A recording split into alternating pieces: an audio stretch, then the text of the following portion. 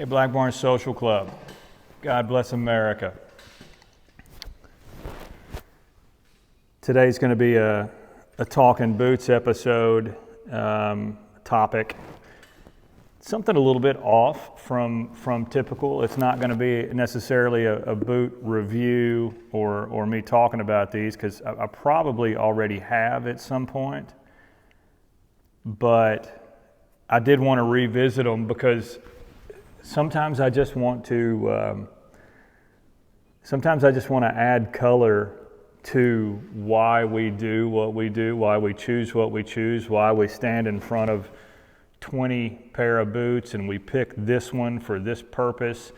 I just wanted to do a deeper dive into the anatomy of a work boot. What makes a good work boot? What makes us choose a work boot? But before I do that, I'm going to talk about something else, because you guys know that I have a mind like a 3-year-old toddler in a toy store. And I want to explain something that I probably shouldn't feel the need to explain, or probably oughtn't have to explain. But yesterday somebody asked me, one of you guys, one of the followers, subscribers, whichever platform terminology you pick, made a couple of comments about me saying God bless America. And it wasn't negative. It wasn't overly negative. It wasn't overly aggressive. I'll take that back. It was a little bit aggressive because the comment said, "Why do you have to say God bless America? You're starting to sound like MAGA," or something to that effect. You can go find the comment. "You're starting to sound like MAGA." And then I responded to that, and shortly after, the statement was, "I like you. I just think that, why can't you say God bless the world?" And of all things, this was on the video about men being too easily triggered. So the irony is not lost on me at all that somebody would get on that particular video about easily triggered men and then challenge the idea that I say God bless America at the beginning of every video, and I do, and I will. Excuse me. So obviously I responded, and I just said respectfully, no. It said, "Please stop saying God bless America. You're starting to sound like MAGA." And I just said respectfully, no. Cover your ears. For the first 10 seconds of every video, cover your ears. This channel is never gonna satisfy everyone. That was not my intention by starting this channel. This is not a pitch for drama. It's not an effort. But I did respond heartfelt to this gentleman, because I thought, why do I say God bless America? Well, here's the difference between myself and small-minded or short-sighted people. And you could apply this concept to 1,000 things. I don't like when people have that zero-sum mentality. I don't like anybody that is so convinced of their opinion that there is no room for any other thing, any other option, any other chance. I don't like closed-minded people. So I think that's what he's hinting at is by saying God bless America, I'm saying God damn everybody else, or whatever your statement is. Screw this, screw that, screw them, screw the other, but God bless America. So I explained to him in the nicest way, and apologies for the GD, but I'm trying to make my point, and that's how I do. I go to the extreme so I can make my point. When I say God bless America, what I'm saying is I live in America. I have a 40-foot flagpole that was part of the construction of my home. I was raised in a military family, with the utmost respect for not only the men who served, the men who sacrificed, the people that came before us, the people that made this a great country. So yeah, I consider myself a patriot. If you don't like the politics of one party versus the other, I don't care. It's got nothing to do with America. If you don't like the fact that Americans are this or that or the other, I can't help you with that. I wasn't, I didn't write the rules. I'm only 40-something years old, so I wasn't here when this happened or this happened or this happened. So I guess what I'm getting at is I'm not here for you to win you over to America or to patriotism. But what I will do and what I do, in fact, on Instagram, somebody had said, "God bless Ireland too." And I thought, that's awesome. Hell yeah, that's the idea. Because God is bigger than one country. He's not a zero-sum God. He can bless America. He can bless Ireland. He can bless Great Britain. He can bless Russia. He can bless all these places. And that's what I encourage you to do. Have some pride about your thing, your whatever that is. Have some invested interest in it. And just stop trying to tell other people what not to do, so that they don't offend you. I think that's the biggest issue with folks nowadays. Rather than just doing the thing that they want, they'd rather run around being a Karen or a Ken and stopping everybody else from doing their thing. And mind you, we're not talking about things that are illegal. We're not talking about kiddie porn, and we're not talking about all the things that I want that car, I'll steal that car. Don't try to stop me. No, we're not talking about that. We're not talking about anything legal. We're not talking about anything ethical. We're not talking about anything like that. We're just talking about a guy that lives in America saying, "God bless America," because it's just a thing.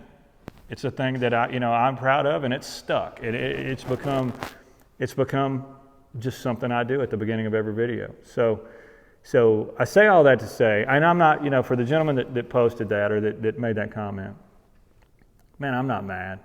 I'm not mad at you. I'm just more surprised I'm more disappointed in the status of men that we can't walk into a room and see someone else and let them be, rather than trying to impose our thoughts, our way, our thing on everybody that walks up. I mean, gentlemen, put it away. Put it away. Quit pissing on everybody else's leg. Quit coming to channels and trying to tell them how they should have thought, they should have recorded, how they should have put something out there. Quit telling Americans not to be American. Quit telling Irish people not to be proud of Ireland. Stop. Put it away. Embrace your own confidence. Go out there, do your own thing, and you can be proud of whatever else you want. You can pray for God's blessing on your state, your country, your county. I don't care. I don't care. It's not my business. And so I'm 10 minutes in. If that doesn't tell you how passionate I am, not necessarily about God bless America, but we really got to do better as men. We've got to do better than this. Walking around trying to, dictate and this, that, and the other. And you can take that to whatever level you want. That being said, let me move past that if you don't mind, but I don't know, I might cut all that out. I doubt I will. Talking boots, not talking religion, politics, or anything else. What's the anatomy of a work boot? I'm sitting in my Freedom Parlor this morning. You're starting to see a theme here. I'm sitting in my Freedom Parlor this morning, and I've got some work to do. Yesterday I talked about my dogs chewing a hole through their fence, so I've got to go out to the dog pen at the kennel I've got. It's like a 40 by 50 fenced-in area just for my dogs. They got their own little dog park, but like most dogs, in this case, it's like a Houdini. She feels the need to chew through the fence, chew through the chain link fence. I mean, literally pull and tug and tear it apart, creates a hole, and then goes through it. Yesterday I'm watching her, it caught my attention, and I'm watching her run down to the creek, and so I realized I got to go out there and fix this fence today. It takes a special boot. I got to find a work boot to go out there and fix this fence. We've had a ridiculous amounts of flooding lately and storms, and so it's muddy, it's gross out there, and I've got to go fix this fence. And so I'm in my Freedom Parlor, and I'm choosing the boots, and I find myself philosophizing on what makes a proper work boot. What makes me choose one boot over the next? And I realize that the perfect boot for this job is these Red Wing Blacksmiths. These are the, let me find the number here for you, the 3343s. They're in the copper rough and tough. So again, you've seen me do a video probably on these.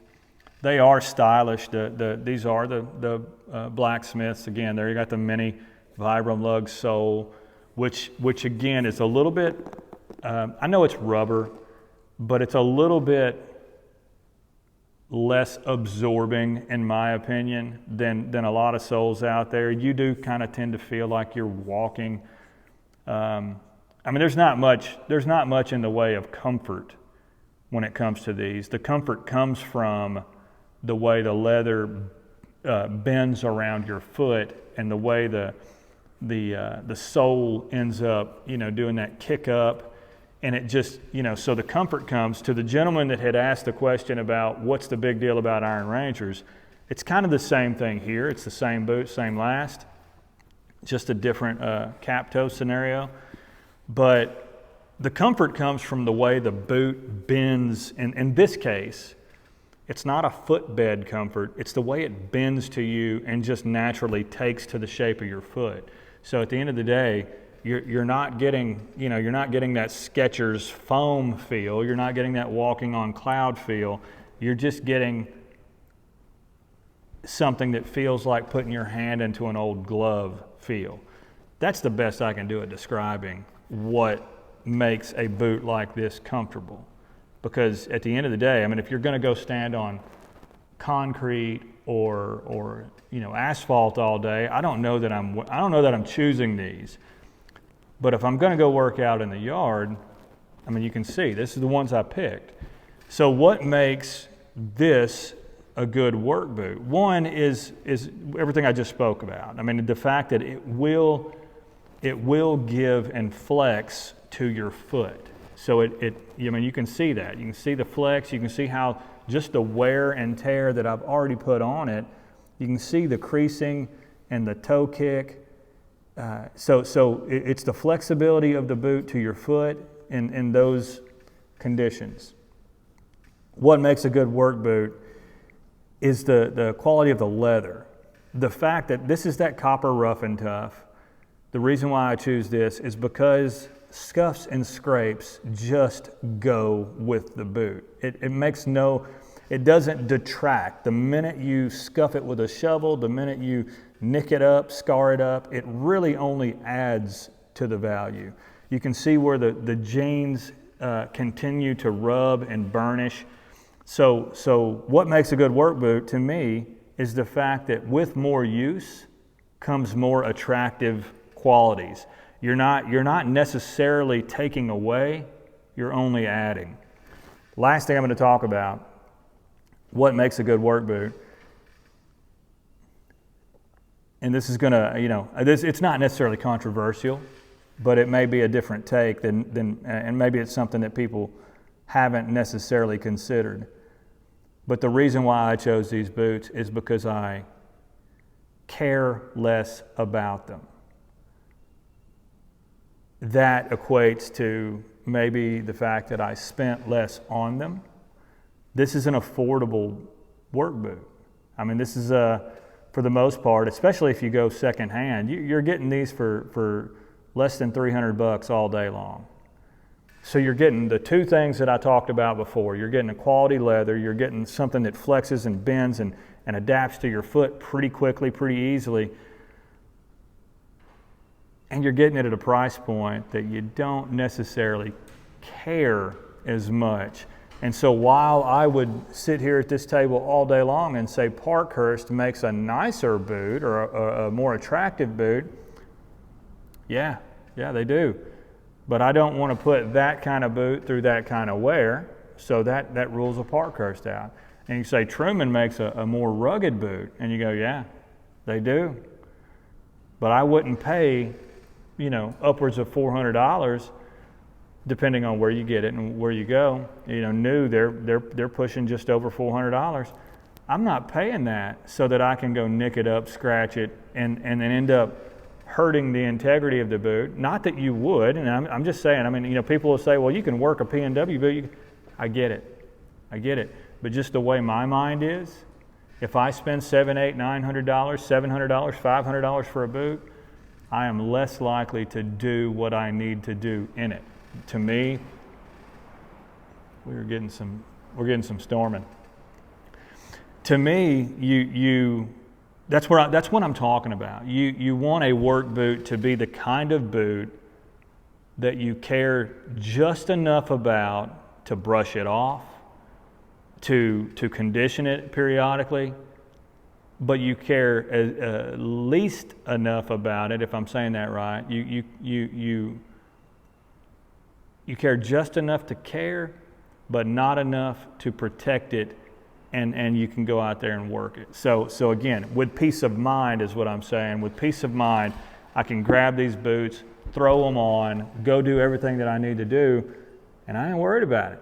I ain't worried at all. And it doesn't, I'm not going to say they're a throwaway pair, but I guess maybe let me flip that around and say it's probably dependent on your income. I mean, if you've got money to burn, maybe you do like working in $800 boots, or maybe you rationalize it or you justify it in by saying, well, that boot will last me 5 years, 10 years, 4 resoles, but I could say, yeah, but I'm going to work this boot